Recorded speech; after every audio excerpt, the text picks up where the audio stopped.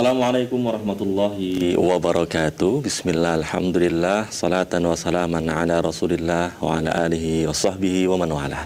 Pemirsa channel terpilih MTA TV dimanapun Anda berada, senang sekali saya Sufyan Al-Ayyubi alhamdulillah bisa menyapa dan membersamai pemirsa sekalian dalam program Fajar Hidayah tentunya. Dan saya tidak sendirian, setelah hadir narasumber kita Ustadz Sunarno, kita sapa. Assalamualaikum warahmatullahi wabarakatuh, Ustadz. Waalaikumsalam warahmatullahi wabarakatuh. Kabar sehat, Ustadz ya? Ya, alhamdulillah sehat, baik. Alhamdulillah, baik, Ustadz. Dan pemirsa sekalian nanti dapat berinteraksi dengan kami melalui line telepon 0271 679 3000 dan di WhatsApp 0811 255 3000. Baik, sebelum kita membacakan pertanyaan-pertanyaan dan menata telepon dari pemirsa, kita akan simak terlebih dahulu paparan awal atau mukaddimah dari Ustadz Sunarno bertema tanda hati yang keras, Ustadz ya. Silahkan, Ustadz. Bismillahirrahmanirrahim. Innal hamdalillah wassalatu wassalamu ala rasulillah wa ala alihi wa sahbihi wa mawala. Asyhadu an la ilaha illallah wahdahu la syarikalah wa asyhadu anna Muhammadan abduhu wa rasuluhu la nabiyya ba'dahu amma ba'd. Saudaraku pemirsa dan pendengar dimanapun berada yang semoga dirahmati Allah Subhanahu wa taala. Syukur alhamdulillah pagi ini Allah senantiasa curahkan anugerah pada kita, sehingga kita diperkenankan mengawali aktivitas kita dalam keadaan tidak kurang suatu apapun. Saudaraku, pagi ini kita akan berbicara tentang hati yang sulit menerima nasihat. Kebaikan itu menunjukkan hati yang keras. Manusia itu dalam menjalani kehidupannya sangat memerlukan nasihat, siapapun itu orangnya. Tidak ada manusia yang tidak butuh nasihat. Namun sering manusia itu sulit atau tidak mau menerima nasihat, tidak mau mendengarkan nasihat. Bahkan nasihat dari agama pun sering ditolak. Maka kalau keadaan seperti ini, kita harus waspada pada hati kita masing-masing. Karena ini ciri khas hati yang keras. Karena hati yang keras itu hati yang sudah dikuasai oleh hawa nafsu. Maka kalau hawa nafsu sudah menguasai hati, hati kita akan menjadi keras. Sehingga kalau nasihat agama sekalipun, kalau tidak cocok dengan hawa nafsunya, ditolak. Saudaraku, bahkan ketika dalam keadaan membutuhkan nasihat pun, sering-sering kita juga masih sulit untuk dinasihati. Padahal kita butuh nasihat itu. Maka Allah Subhanahu wa taala memperingatkan kita dalam surat Al-An'am ayat 43 maaf. Allah firmankan, A'udzubillahi minasyaitonir rajim. Falaula idza'ahum ba'suna tadarra'u walakin qasat qulubuhum wa zayyana lahumus syaitanu ma kanu ya'malun. Falaula idza'ahum ba'suna tadarra'u,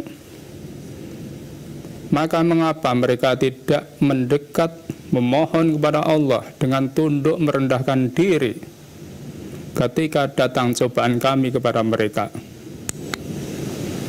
Mengapa manakala Allah uji manusia dengan musibah atau bencana, mereka pun belum mau mengingat Allah dengan tunduk merendahkan diri dan mendekatkan dirinya kepada Allah Subhanahu wa taala?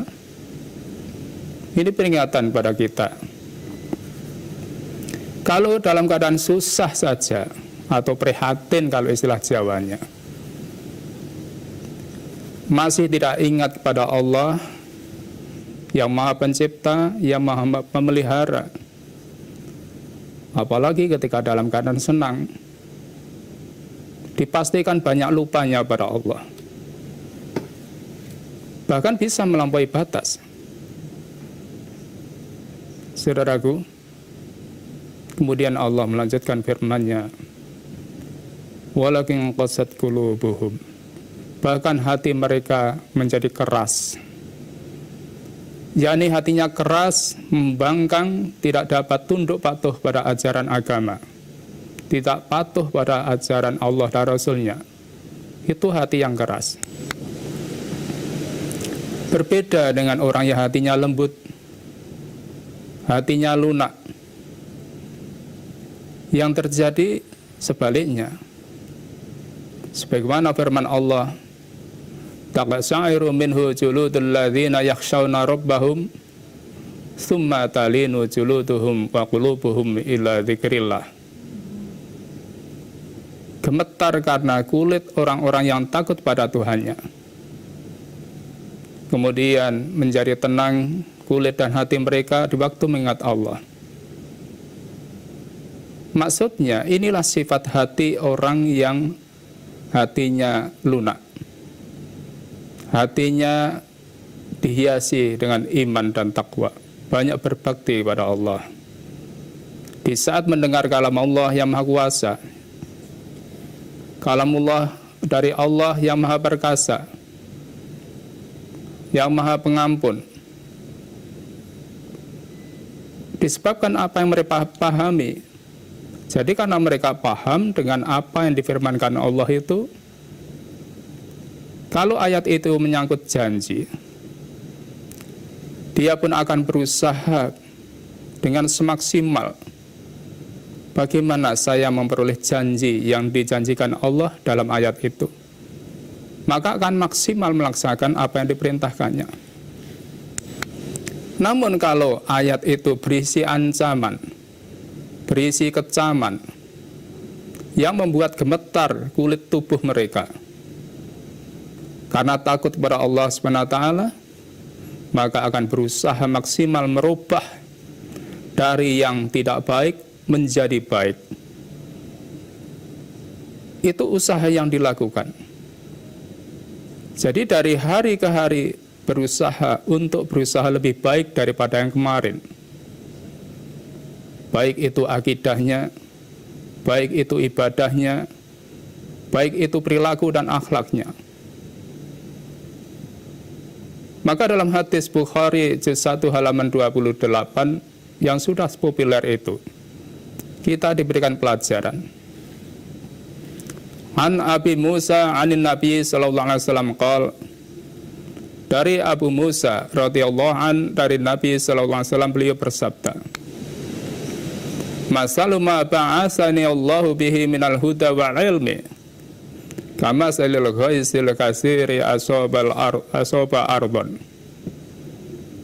Perumpamaan apa yang Allah mengutusku dengan Al-Quran yang isinya petunjuk dan ilmu adalah seperti hujan lebat yang mengenai tanah.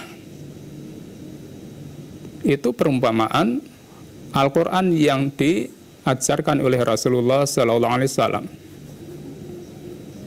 Bahkan minha naqiyatun qabilatil ma'a wa ambatatil kala'a wa usbatal khasir. Di antara tanah itu ada tanah yang subur, yang dapat menerima air, lalu menumbuhkan rumput dan tumbuh-tumbuhan yang banyak. Maksudnya hati yang baik itu mudah menerima nasihat, nasihat yang bermanfaat untuk dirinya, nasihat yang bisa menyelamatkan hidupnya, kemudian diamalkan dalam kehidupannya sehari-hari. Itu hati yang baik. Wa kanat minha ajadibu amsakatil ma'a fa nafa'allahu bihan nas wasyaribu wasaqau wazara'u. Dan di antaranya ada pula tanah yang keras, dapat menahan air tetapi tidak bisa menumbuhkan tumbuh-tumbuhan apapun. Maka dengannya Allah memberi kemanfaatan kepada manusia. Mereka bisa minum, memberikan minum ternak, bisa untuk bertani. Ini pelajaran yang kita ambil. Hati yang keras itu masih bisa menerima ilmu. Mungkin banyak hafalannya, bisa. Dia paham dengan ilmunya. Bisa dihafalkan dengan apa yang pada dirinya. Namun tidak mau mengamalkan untuk kebaikan dirinya. Dia bisa memberikan manfaat pada orang lain dengan mengajarkannya. Orang lain mendapat ilmunya, namun dia sendiri tidak memperoleh manfaat apa-apa dari ilmu yang dimilikinya. Maka yang begini ini, dia rugi dunia, rugi akhirat. Saudaraku, kemudian Allah lanjutkan firman-Nya, وَزَيَّنَ لَهُمُ الشَّيْطَانُ مَا كَانُوا يَعْمَلُونَ. Dan setan pun menampakkan kepada mereka kebagusan apa yang selalu mereka kerjakan.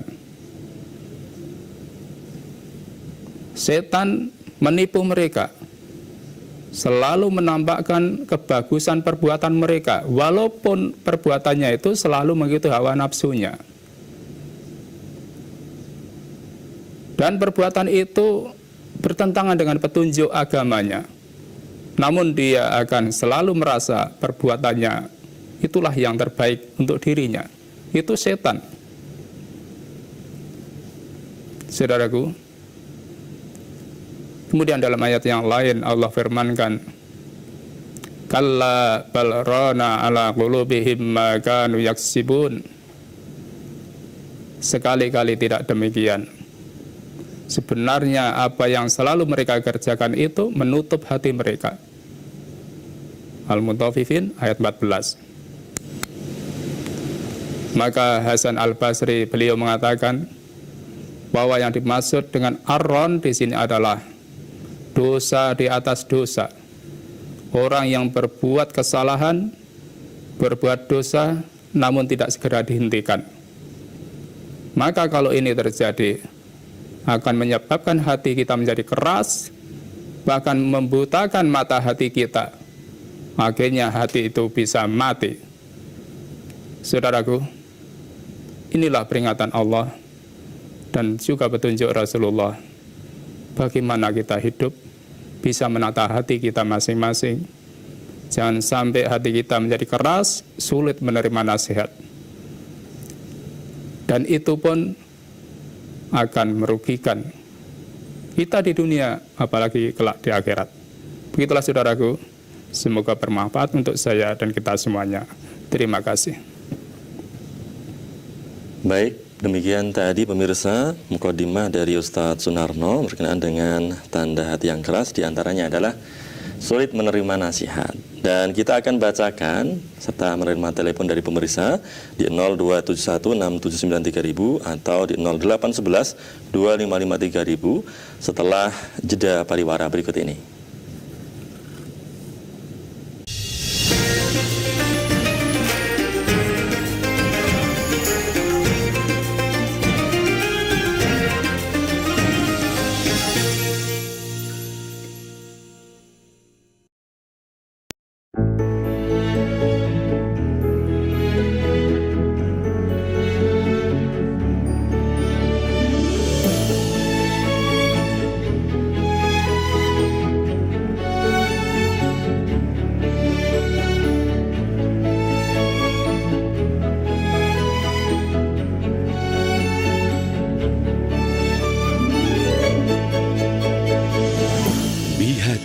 Skin Clinic Care and Aesthetic.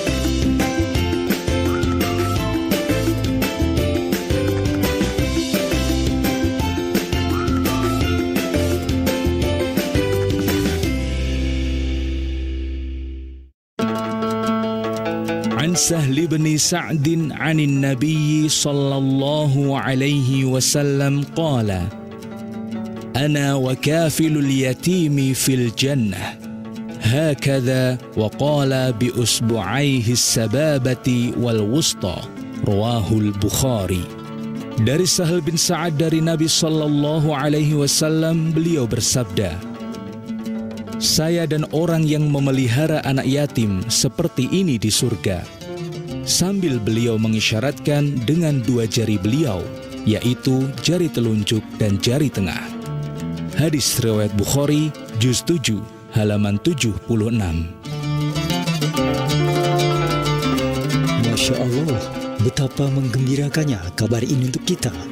Pemirsa MTA TV dan pendengar Persada FM, Majelis Tafsir Al-Quran membuka program santunan bagi anak yatim dan fakir miskin. Salurkan uluran tangan Anda melalui BSI atau BSM di nomor rekening 55234662234 atas nama Sumito, atau UB Syariah MTA di nomor 1110101554 atas nama Sumito QQ Santunan. Semoga keikhlasan Anda menjadi kunci pembuka surganya Allah. Amin ya Rabbal Alamin.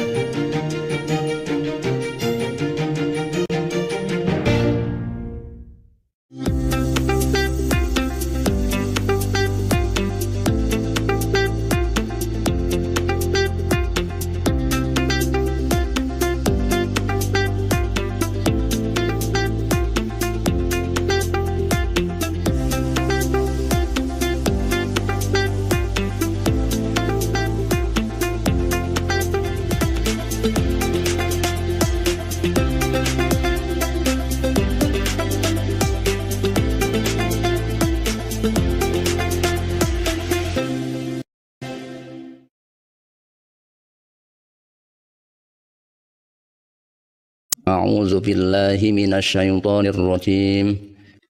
Wa qul lil mu'minati yaghdudna min absarihinna wa yahfadna furujahunna wa la yubdina zinatahunna illa ma zahara minha wal yadribna bi khumurihinna ala juyubihin wa la yubdina zinatahunna illa li bu'ulatihinna aw abaihinna aw abai bu'ulatihin aw abnaihinna aw abnai bu'ulatihinna aw ikhwanihinna aw bani ikhwanihin aw bani akhwatihinna aw nisaihinna aw ma malakat aymanuhun awit tabi'ina ghairi ulil irbati minar rijali awit tiflil ladzina lam yazharu ala auratin nisa wala yadribna bi arjulihinna liyu'lama ma yukhfina min zinatihin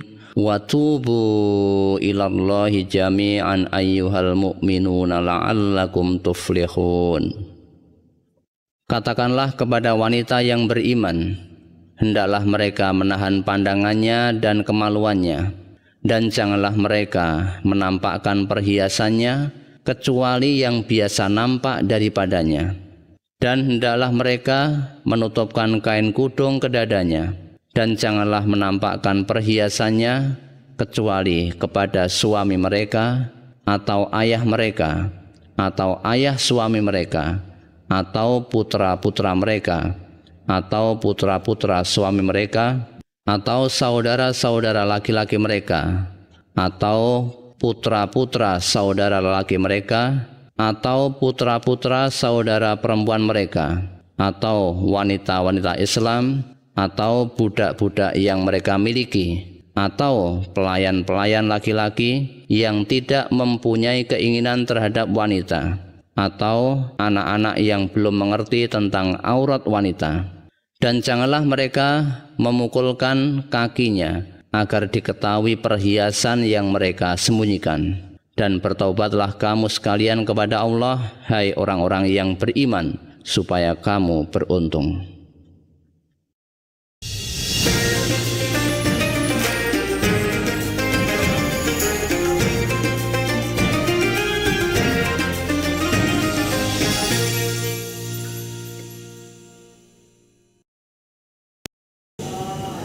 Baik pemirsa dan pendengar, dimanapun Anda berada, kita kembali dalam program Fadar Hidayah. Dan alhamdulillah sudah ada pertanyaan yang masuk ini Ustaz, dari Heni di Surabaya. Kita bacakan Ustaz ya. Ustaz, yang dimaksud hati bergetar jika dibacakan ayat-ayat Allah itu yang seperti apa Ustaz? Ya, saudariku Heni ya di Surabaya ya. Jadi kalau kita bicara tentang wajilat qulubuhum, hati mereka bergetar saat disebut ayat-ayat Allah, dibacakan ayat-ayat Allah, itu ada kontak. Jadi kalau kita dibacakan ayat-ayat Allah yang berkenaan dengan janji-janji Allah, kita akan berusaha dalam berperilaku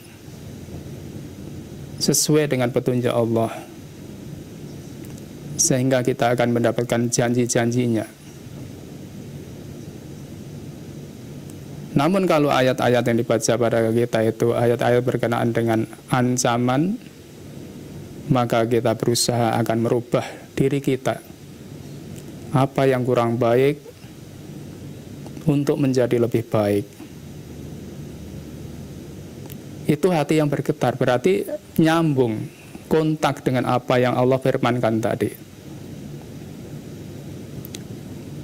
Maka kalau kita ini, hati kita itu, hati yang kalau dalam ayat yang lain tadi kami bacakan, taqsairu juluduhum an dzikrillah. Itu hati yang bisa merubah dengan ayat-ayat Allah itu. Kalau itu mengarah pada nasihat yang baik, kita akan berusaha menyesuaikan diri dengan nasihat itu. Namun kalau itu berupa larangan, kita akan berusaha menjauhkan diri dari apa yang Allah firmankan itu. Itu namanya hati yang bergetar, nyambung. Jadi tidak a priori. Itu hati orang yang beriman. Maka mudah-mudahan kita semuanya diberikan hati yang bisa kontak, nyambung apabila dibacakan ayat-ayat Allah. Begitulah saudaraku, semoga bisa dipahami. Baik, di line telepon kita sapa. Assalamualaikum warahmatullahi wabarakatuh. Waalaikumsalam warahmatullahi wabarakatuh. Ibu, suara radio atau televisinya dikecilkan terlebih dahulu, Ibu. Sudah, Mas. Sudah, baik. Dengan Ibu siapa di mana? Ibu Sri, Mas, di Pacitan. Ibu Sri di Pacitan, silahkan. Ya, terima kasih. Assalamualaikum warahmatullahi wabarakatuh, Ustaz. Waalaikumsalam warahmatullahi wabarakatuh. Monggo Ibu Sri, Pacitan. Ya, terima kasih. Ustaz, yang saya tanyakan, apabila ada salah satu keluarga yang diajak menuju kebaikan Quran dan Sunnah, dia tidak menggubris atau tidak menghiraukan yang semacam itu, apakah kami masih terus-menerus untuk berkewajiban mengingatkan dan harus bersikap bagaimanakah kita? Mohon tausiahnya, Ustaz. Assalamualaikum warahmatullahi wabarakatuh. Terima kasih atas tausiahnya. Waalaikumsalam warahmatullahi wabarakatuh. Terima kasih Ibu Sri di Pacitan ya. Silahkan Ustaz.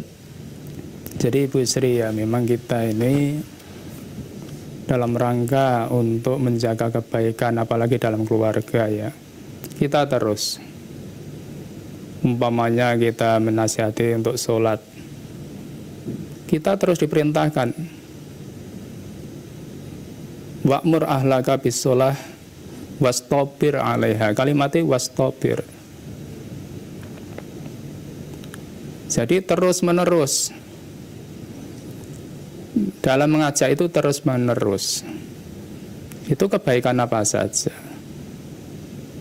Maka kita dalam memberikan ajakan itu pun kita juga harus dengan cara yang ud'u ila sabili rabbika bil hikmati wa mau'izatil hasanah, dengan cara yang baik, dengan cara yang lembut. Kita berusaha. Lah itulah yang harus kita lakukan, namun hidayah itu di tangan Allah. Maka di samping kita itu memberikan nasihat, doakan mudah-mudahan Allah memberikan petunjuk. Karena bagaimanapun kita memberikan nasihat, tapi hidayah bukan di tangan kita. Innaka la tahdi man ahbabta walakin Allah yahdi may yasha. Kita tidak bisa memberikan petunjuk pada orang yang sangat kita cintai.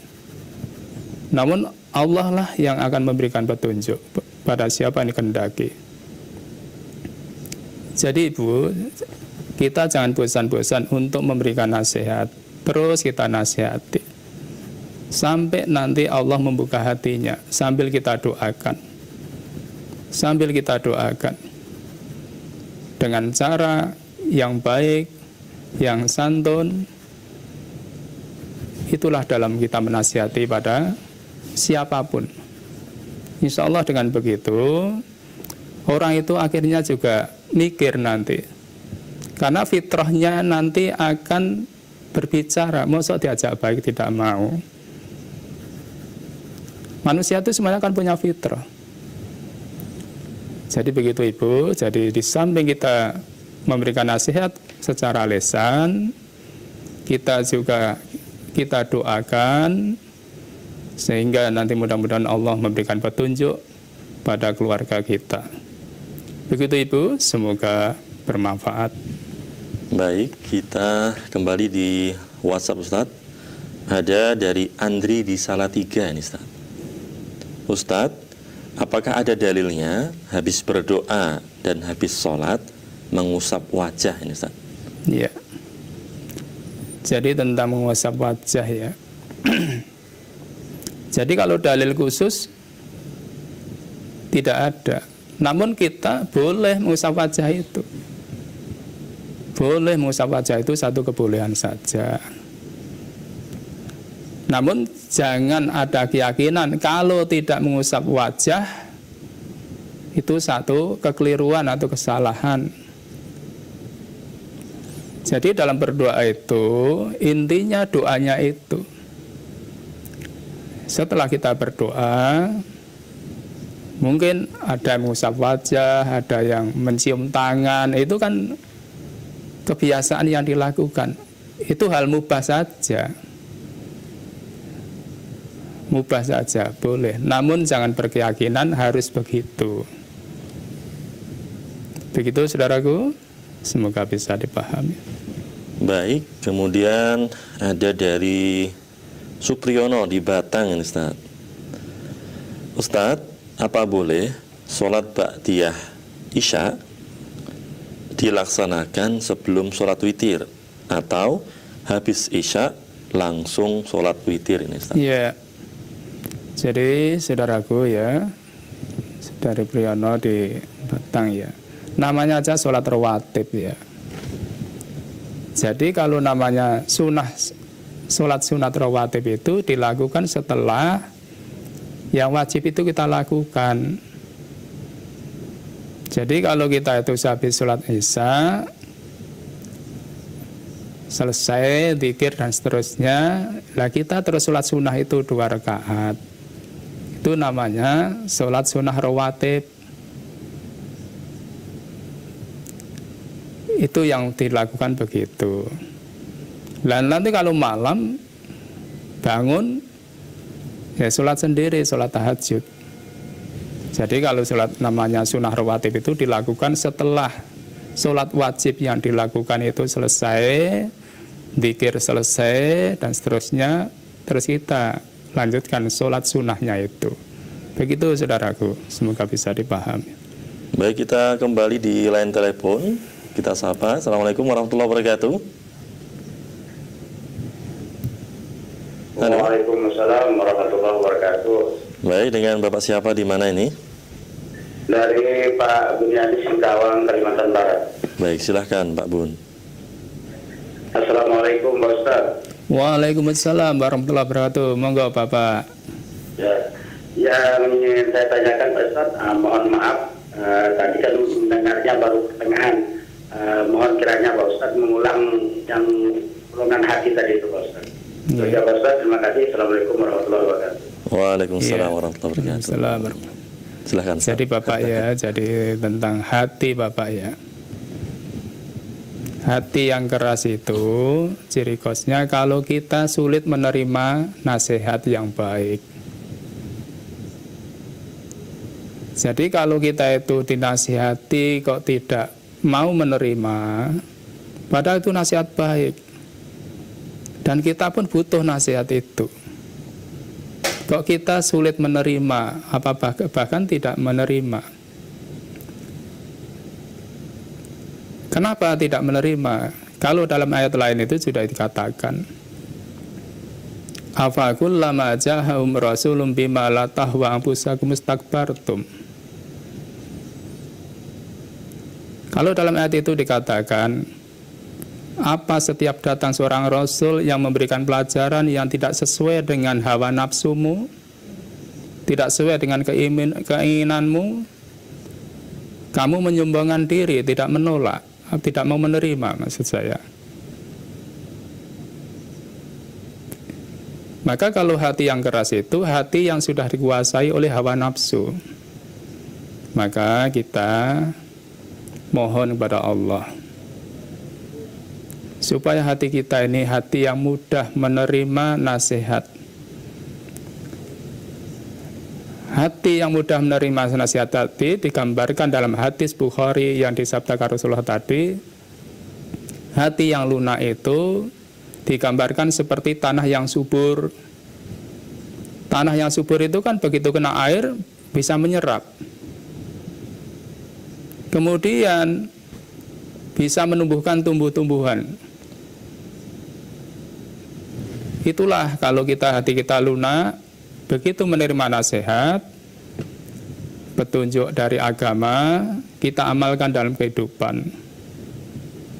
Namun kalau hati yang keras itu, mungkin bisa menerima ilmunya, tapi tidak mau mengamalkan.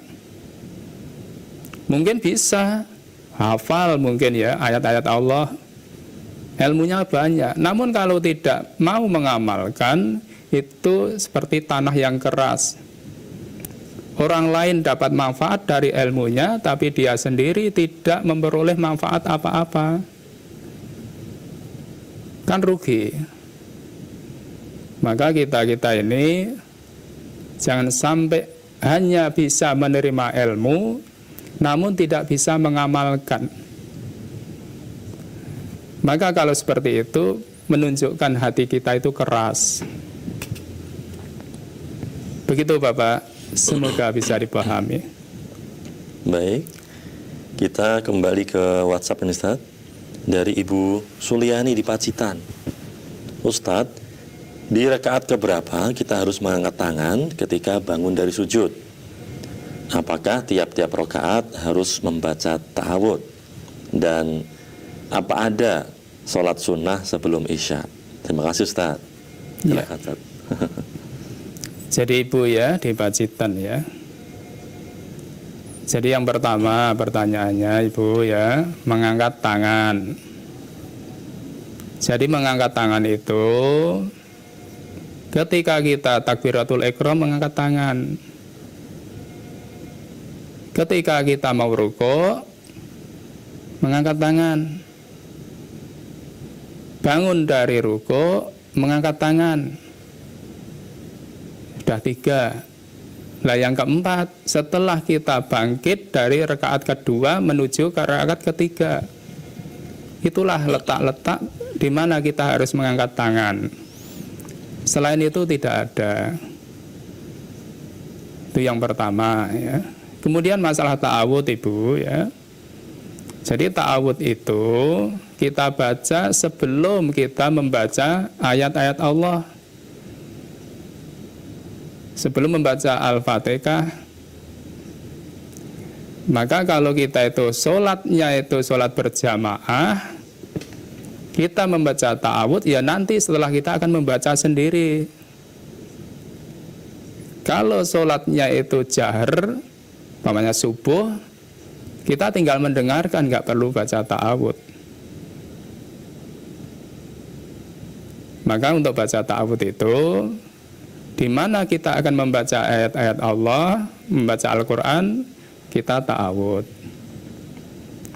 Lah apakah terus membaca ta'awud setiap mau membaca? Membaca juga boleh.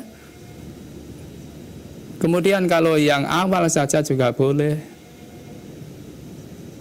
Itu membaca ta'awud. Begitu Ibu. Semoga bisa dipahami. Kemudian Ustaz, dan apa ada sholat sunnah sebelum isya? Oh iya, sholat sunnah sebelum isya. Jadi kalau kita itu mau menjalankan, itu ghairu mu'akkad, ya boleh kita sholat sunnah. Begitu ya. Baik, kita sapa kembali di line telepon. Assalamualaikum warahmatullahi wabarakatuh. Halo, assalamualaikum.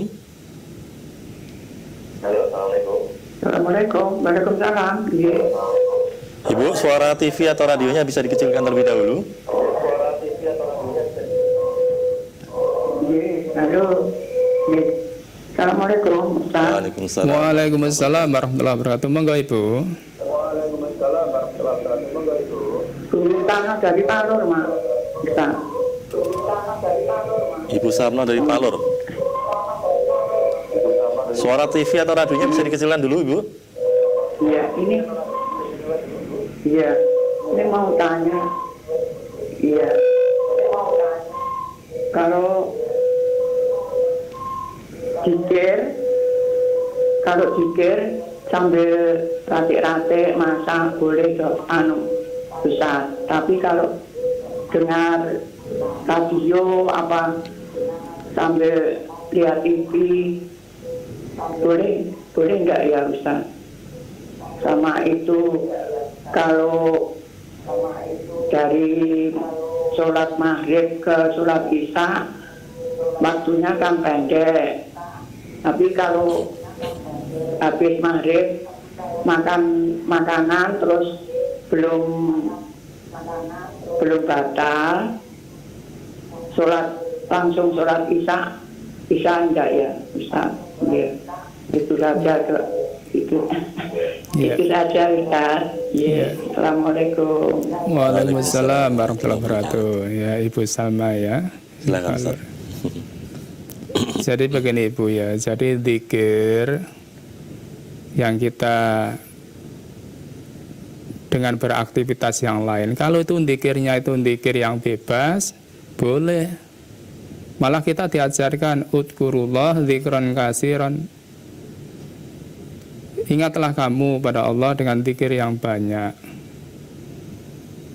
Maka kalau kita itu umpamanya Ibu tadi sedang masak, zikir boleh. Boleh. Itu zikir yang bebas. Nah kalau zikir-zikir yang khusus, umpamanya habis sholat, ya harus kita khususkan. Jangan disambi. Maka kalau zikir yang khusus, ya kita harus secara khusus selesaikan dulu zikirnya baru aktivitas. Namun kalau zikir bebas, kapan saja, di mana saja, kecuali ya ketika di toilet itu ya, itu kita boleh untuk zikir itu. Itu yang pertama. Kemudian Ibu tadi habis maghrib, karena dahar dan seterusnya belum batal. Kemudian masuk waktu isya, ibu langsung sholat isya, ya boleh, kalau belum batal boleh. Jadi makan itu tidak menghalangi, jadi tidak menjadikan batal wudunya. Jadi boleh. Yang penting setelah kita makan mesti kan dibersihkan dulu, ya, dibersihkan dulu. Kemudian kita sholat, karena belum batal boleh, langsung sholat boleh. Begitu Ibu, semoga bisa dipahami. Baik, kita kembali di pertanyaan WhatsApp Ustadz dari Ibu Sri di Klaten. Hukumnya habis wudhu diusap atau dilap dengan handuk itu bagaimana Ustadz? Ya, jadi habis wudhu itu dilap handuk itu mubah, boleh. Jadi boleh, tidak ada larangannya, kan urusan dunia itu, urusan dunia. Karena bagaimanapun kalau urusan dunia itu selama tidak ada larangan kita boleh melakukan. Nah kalau kita habis wudu, kalau airnya tidak diusap, barangkali nanti Bapak Ibu pakai rukuh, nanti rukuhnya basah, terus mudah jamuran, kan begitu biasanya. Jadi kalau kita wudu, mandi, handuan biar atos istilahnya, itu nggak ada masalah, boleh Ibu. Begitu, semoga bisa dipahami. Baik, kita sapa kembali di line telepon para saudara yang masuk. Halo, Assalamualaikum. Baik, terputus ya. Kita kembali di WhatsApp Ustadz dari Bapak Basuki di Sukoharjo. Ustadz, dalam hadis membaca Al-Quran satu huruf mendapat 10 kebaikan. Dikatakan alif lam mim itu 30 kebaikan. Mohon penjelasannya Ustadz. Ya. Jadi kita itu mendapatkan target, ya, penyemangat supaya kita gemar membaca Al-Quran. Jadi kebahagiaannya sangat besar. Kebaikan dalam kita membaca ayat-ayat Allah, membaca Al-Quran itu sangat besar. Kalau sampai digambarkan alif satu huruf itu 10 kebaikan, lam 10 kebaikan, mim 10 kebaikan, itu baru alif lam mim. Di sini merupakan pelajaran untuk kita. Ini target. Maka kalau kita itu dibentangkan pahala yang besar kok tidak mau membaca, kan rugi kita ini. Jangan sampai kita tiada hari di situ kita lowong dari membaca ayat-ayat Allah. Maka kita ini harusnya tiap hari membaca ayat-ayat Allah. Jangan sampai hari-hari kita terlewatkan tanpa, maaf ya, masa satu ayat saja tidak kita baca. Apalagi kita bisa qiraah rutin, berapa banyak kebaikan yang kita peroleh. Maka kalau yang seperti itu merupakan supaya kita semangat dalam membaca ayat-ayat Allah, karena kebaikannya sangat luar biasa. Jangan diabaikan. Begitu Bapak, semoga bisa dipahami. Baik, di line telepon kita sapa. Assalamualaikum warahmatullahi wabarakatuh. Assalamualaikum. Waalaikumsalam warahmatullahi wabarakatuh. Dengan Bapak siapa di mana ini? Pak Ngatuman di Sumatera Utara. Baik, silahkan Pak Ngatuman. Assalamualaikum warahmatullahi wabarakatuh. Waalaikumsalam warahmatullahi wabarakatuh. Monggo Bapak Atman di Sumatera. Ya. Ini menanyakan masalah kami sholat berjamaah. Jadi habis sholat, imam membacakan, dia habis sholat ya. Lalu imam juga Fatihah. Itu apa ada Pak sebelum zikir imam membacakan Fatihah dulu baru kemudian zikir. Yang kayak gitu apa hitungannya itu ya Pak? Bisa ditangkap Ustaz? Itu aja lah Pak ya. Assalamualaikum warahmatullahi wabarakatuh. Terima kasih. Baik. Terima kasih Bapak Ngapman di Sumatera Utara ya. Iya. Coba tolong diulang itu. Imam membaca Al-Fatihah setelah sholat itu ya, Bapak Ngapman? Iya, iya. Baik.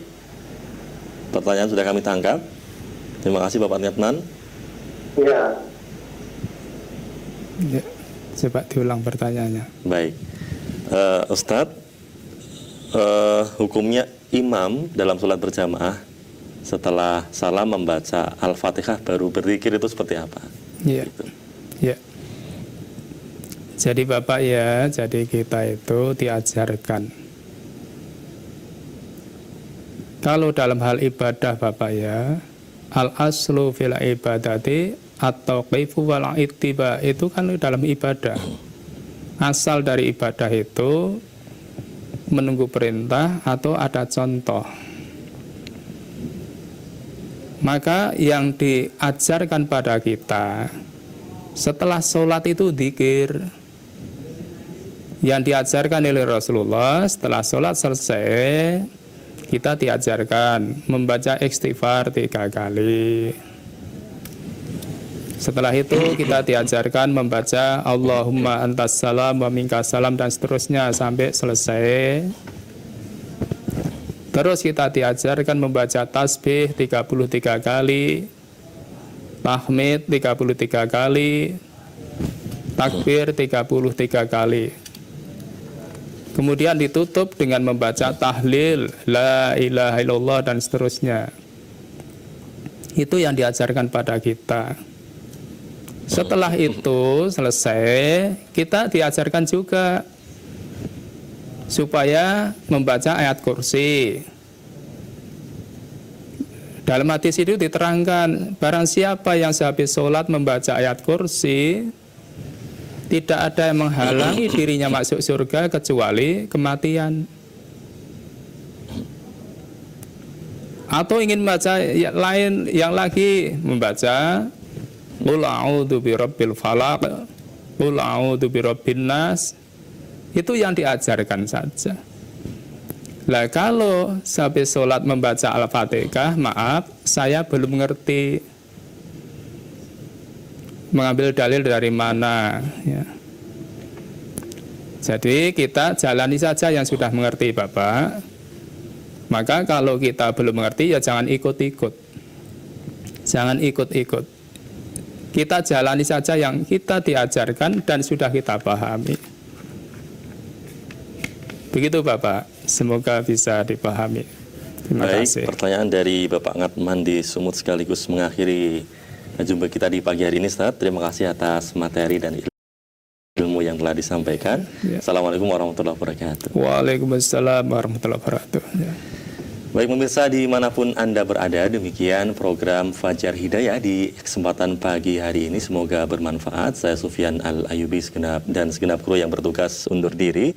Terima kasih dan mohon maaf atas segala khilaf. Wabillahi taufiq wal hidayah. Wassalamualaikum warahmatullahi wabarakatuh.